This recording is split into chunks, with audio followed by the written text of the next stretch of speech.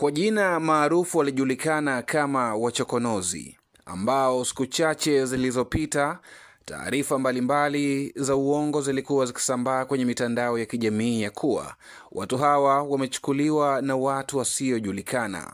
Kufuatia taarifa hizo kusambaa kwenye mitandao ya kijamii, hatimaye jeshi la polisi mkoani Arusha limetoa ufafanuzi kuhusiana na taarifa iliyosambaa kwenye baadhi ya mitandao ya kijamii ikieleza juu ya watu wawili kukamatwa na watu wasiojulikana huko katika maeneo ya Maji ya Chai, wilaya ya Arumeru mkoani Arusha.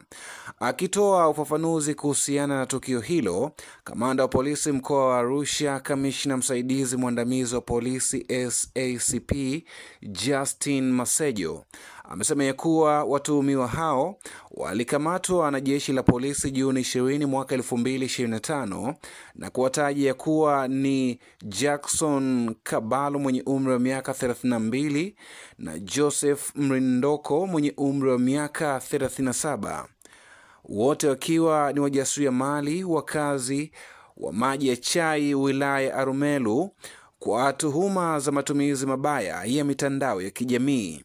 Kwa mujibu wa kamanda Masejo, amebainisha kuwa upelelezi wa tukio hilo unaendelea na pindi utakapokamilika hatua zaidi za kisheria zitafuata. Na pia jeshi la polisi mkoani Arusha limetoa onyo kwa watumiaji wa mitandao ya kijamii kuacha kusambaza taarifa ambazo hawana uhakika nazo, zinazoleta taharuki katika jamii, hasa zile za kuzusha ya kuwa watuhumiwa wamekamatwa na watu wasiojulikana, jambo ambalo sio kweli. Ni taarifa ambayo imetolewa kwa siku ya jana na jeshi la polisi mkoani Arusha kuhusiana na watu wawili mkoani humo ambao ilisemekana ya kwamba wamechukuliwa na watu wasiofahamika na hawajulikani waliko. Lakini jeshi la polisi mkoani Arusha limetoa taarifa ya kwamba watu hao wanashikiliwa kwa matumizi mabaya ya mitandao ya kijamii.